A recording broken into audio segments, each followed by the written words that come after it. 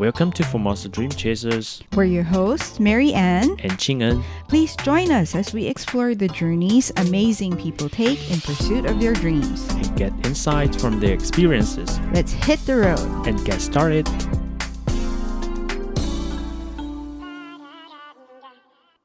Welcome back to Formosa Dream Chasers. Today, Marian and I continue our chat with Miss Rhea Leorag, who is a music marketer in the Asia-Pacific region. In our last episode, we learned how she got started and how she ended up here in Taiwan.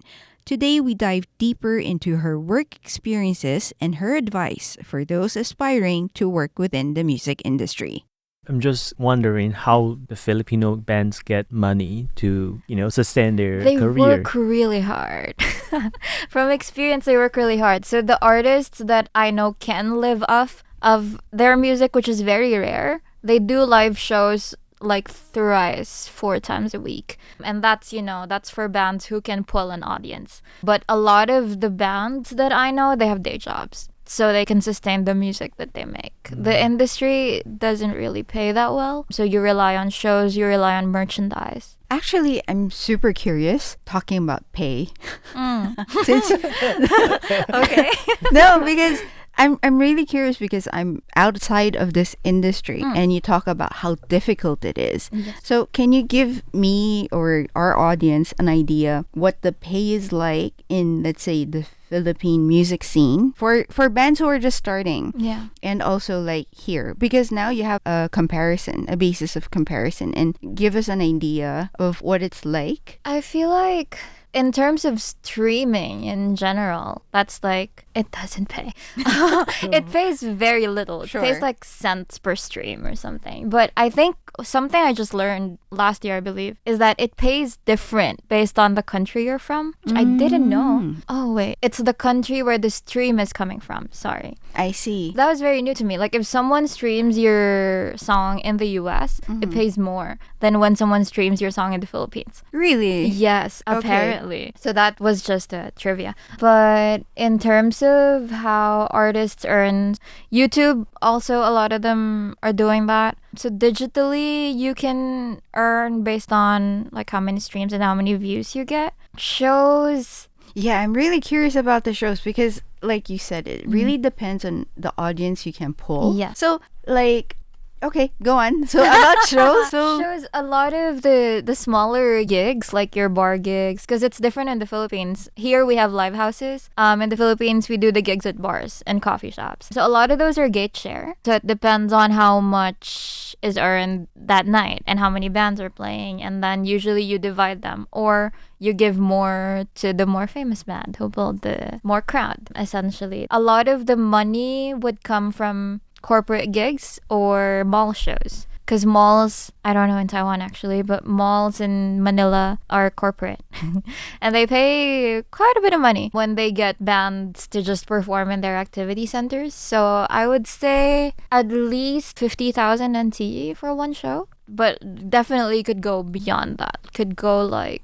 300,000 or more, because the idea is you pull the crowd in and they shop. So that's where they earn. And then here in Taiwan, how would you say? I haven't actually booked a Taiwanese artist. Oh, okay. That's fine. I was just curious. Yeah, I just mentioned that the money part of a band. I don't know if actually, they a lot rely of so bands, much on shows. A lot of the bands actually they need to produce their own merchandise to sell, to make money in addition to the performance itself. In Taiwan, actually. Yeah. In Manila too, but I think the purchasing power is just higher here for merchandise. Agree. Yeah. Moving on to the next question. Since this is actually your passion, yes, and you obviously enjoy doing this, so what part of your work do you love the most? The part that I love the most is being with artists, because sometimes when you're, on your desk working on socials or strategies just on your screen, you tend to forget who you're doing it for. But sometimes I have artists who come and who play shows, and I remember, oh, okay, this is what it's about. Like, I love the music. I used to say a lot that my favorite place in the world is backstage, because I always enjoy that, seeing the crowd connect with the artist while they're playing their music. That's the part I love the most. Okay. Well, the next obvious question would be the least favorite part. Least favorite is I think what I like, I'm gonna get to that. But what I Go like ahead. about the job is that it's not the same thing over and over. With every artist, I have to do a different thing. I can strategize very differently. So I guess if I had any least favorite, it's more just when it gets boring, when I'm on my desk the whole week working on strategies, drafting PR, sending emails, not getting replies. That makes sense. I mean, networking is a very big part of the job, and I kind of have a love-hate relationship with it because I'm introverted. So the thing I hate about networking is right before I have to do it, like the nerves of Right. having to face people I've never seen in my life and having to introduce myself and what I do. But when I'm there already, when I'm talking to people and hearing their stories as well, then it becomes fun. But the right before, ugh. I totally understand. I'm curious on the networking side. Here in Taiwan, not a lot of people are that fluent in English. How is their English ability? I don't know. I'm just curious. This is one reason I love GMA. Okay. Because people speak English. The shows are also introduced in English, so I love it. How I do it, so a lot of shows I just show up and watch. And I don't understand what's going on, but it's fine. I'm just there for the vibes. But, when there are artists from other countries playing, and how I started with it when I came here is I reached out to this promoter who promotes Southeast Asian artists. Well, one, he speaks English because he promotes Southeast Asian artists. And I just asked, I think I asked him for a class interview, but also mainly I was curious about the job that he does. And his team. And I met these people there. They're called NPCC, really great people. And once I met them, they kind of were very helpful to introduce me to other people as well. Like through NPCC, I met Irfan, who's an Indonesian, studying here and also working to promote Indonesian music. And it sort of just expands from there. Right. Just having people introduce you to people. Okay, that was clear. By the way, I don't know if we mentioned this. GMA is the Golden Melody. Melody Awards. They call it the Taiwan Grammys, Yeah. is what I'm always told. Yeah, I think it's still one of the most significant music award in Chinese speaking world where we Very enjoy the freedom of speech. Everything. That's important Wow. because this time those Chinese singers are they just disappear before the award ceremony. Really? Because someone like Banan Kusui talked about the what is it, the Tiananmen massacre when she got the award. Yeah. GMA is amazing. They've been around for what, 35 years?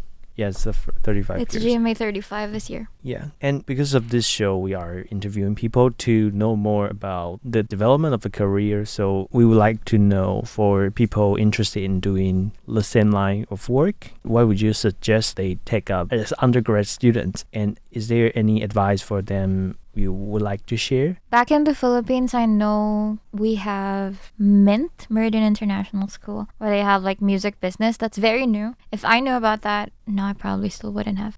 Because before uni, I didn't really know what I wanted to do. Oh, I didn't give this as an answer earlier, but I took management engineering because I didn't know what I wanted to do. And I felt like if it's business, it can get me to wherever.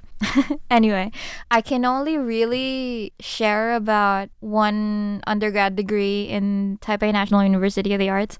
It's called MIT Music and Image or Interdisciplinary Technology. I don't remember. It's called MIT and TNUA, but it's really cool. I met the people from this program. They learn the workings of music and shows beyond the music itself. So they learn image projection, staging a production, shooting music videos. Really cool. If I could speak Chinese, I would take it as my second undergrad, I swear. But I think these degrees do exist, like these very niche degrees like MIT or music business. They do exist if you find them. But also, to me, in terms of leading the career that you want, it's not really about your undergrad. It helps if by that time you already know what you want to do and you want to learn from it. Especially in the music business, like you mentioned earlier, it's more about the people you know and the things that you expose yourself to. So me, I started with it by going to shows and talking to the people. And through that, I learned, this is how you record music. And this is how you promote it. You go to radio back then, you go to TV. or these days you go on social media and this is what you do. And it's just a matter of applying what skills you have. Like for me, I'm a very organized person, so I can do strategies for these artists. And so it's about applying your skills, and then, from then you start small and then you just hopefully build it up and continue meeting the right people, continue going to shows, exploring more and more artists, exploring more and more cultures. So yeah, and it's never too late. If you know it by undergrad, great. If you figure it out when you're 40, it's never too late to start. You can always start small and build up from there. I really think that's important advice. I like the part that resonated with me most is it's okay if you don't know everything, you can figure it out. Yes. And it doesn't matter what age you are. So I love that bit. Definitely. I mean, I came to Taiwan without knowing anything about Taiwan and without beyond Elephant Gym, without knowing about their music. I didn't have the job at 1RPM before I came to Taiwan. I got it while I was here. So I didn't know what the trajectory of my career was going to be until I got here and I just figured it out. What would your advice be to bands? And I think maybe we can break that down to when you're just starting and you don't know the identity of your band, what your music is like, and at the different stages. Since this is your expertise, I think people who want to start a band or who maybe have a dream would benefit from your wisdom. So what would you like to share or advice? Yeah, so when you're starting, really just enjoy it. But I think what's really important right now in this age of like hundreds of thousands of tracks being uploaded on Spotify every Friday, something that's really important is to know your sound and know who you are as an artist. And that's not easy. That's something that some people take years to find. So it's important to know your sound and your identity as an artist, because that's going to be how you will package yourself for people to get to know about you. But it's also important to not be overwhelmed by the need to know that it's a process and you just have to start. You have to make music. If you could, please post content. I know it's tedious. Not a lot of people want to do it, but it's really important.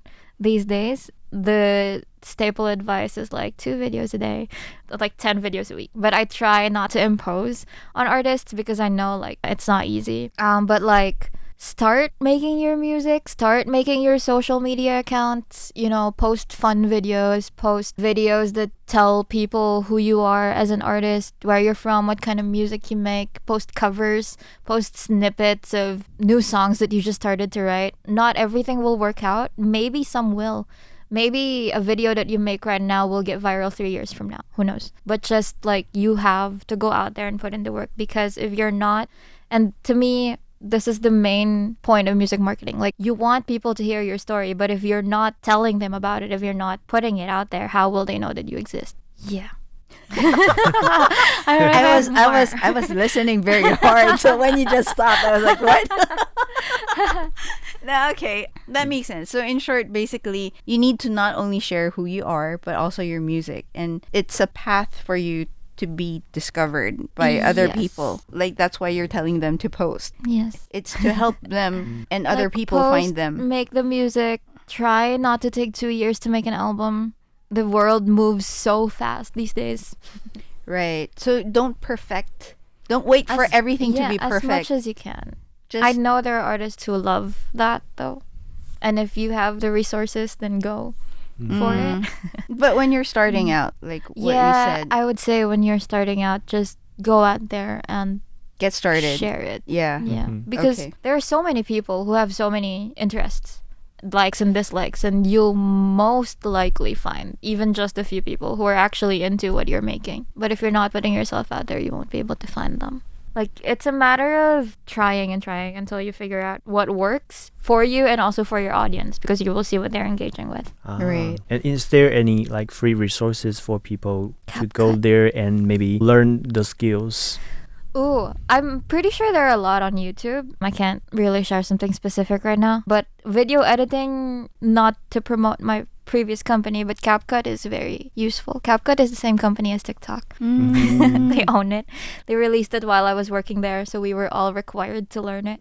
But it's very easy. Okay. And it's very fast also. Thank you. I definitely try that app. Okay. But also, I think it's different working on videos for a brand and working on videos for yourself, right? Which is why if you're an independent artist, just do it. Because you don't have any restrictions on what you can post. You don't have to put a logo of a brand. No board has to approve what video you're going to post, so you can just have fun with it too. I think it's a matter of control. If you're an independent, like you have more control of the message and music you want to put out.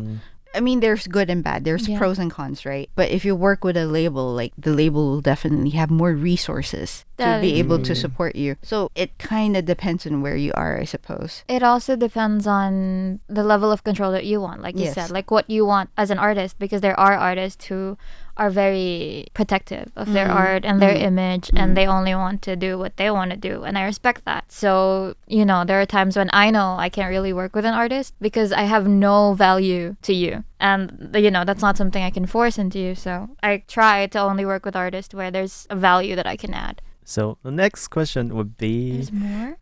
Yeah. We're going to put the caveat that Right. we're not stalkers. Yeah. When we were doing research Yes. before the interview, we saw that your Twitter account, there's a motto. It says, I live for my family and my dreams, and guess what? No one can stop me.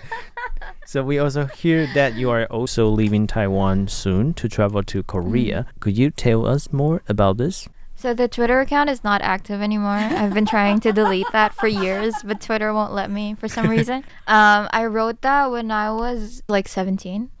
Anyway, I mean, it's still true. It's cute. It's just a little bit embarrassing as an adult, but I do live for my family and my dreams. Anyway, I'm moving to Seoul in August for an exchange program. So through TNUA, I applied for an exchange program with Korea National University of the Arts, where I will be joining their Department of Musicology. And it's essentially music research. So very excited to be doing the same thing as I'm doing here, but like expanding on what I've already done. Because in the music industry, the more people you meet, the more work you can do. And the more value you can offer to the artists that you work with as well. I must say, I love the fact that you're not scared to try things. I could be wrong. I could be wrong here. And also the fact that you don't let your doubts or fears stop you. I find that very admirable. Like what Chingen said, like nothing stops you. Oh, that's so funny. Well, thank you, first of all. I mean, I do think that in terms of how I talk about my journey in my career, I think which is usual for people, sometimes I tend to not mention the hardships because, you know, you want to focus on the good things. And there will always be issues, like visa issues. That makes things very difficult. No, but I think as a person, I have always been a problem solver. Like when there's something wrong or when there's like a big goal that I want to achieve, I tend to look at it like what are the steps that I need to do in order to get to that point. And then when there's something wrong, my first instinct is how can I solve it, which has been very useful for me. And I feel like it works out. Eventually it works out. Sometimes it wasn't the initial thing that you planned, but usually it's even better for who you are now and who you turn out to be. Thanks for sharing with us this whole process of your career. Before we end the show, do you have anything you want to tell our audience? Please check out Kyer Young from Taiwan. He does like dance music. Baby Chair from Malaysia also. Lastly, no, I have so many. But lastly, Marian Carmel is a Filipina artist based in Singapore, and she's doing a Southeast Asia tour right now. Great music also. Please come back. I would love to chat with you about your adventures in Korea. So we look forward to seeing more of you in the near future. Thank you for your time. Thank you. Bye. That's all for today's episode of Formosa Dream Chasers. We hope to see you guys next time.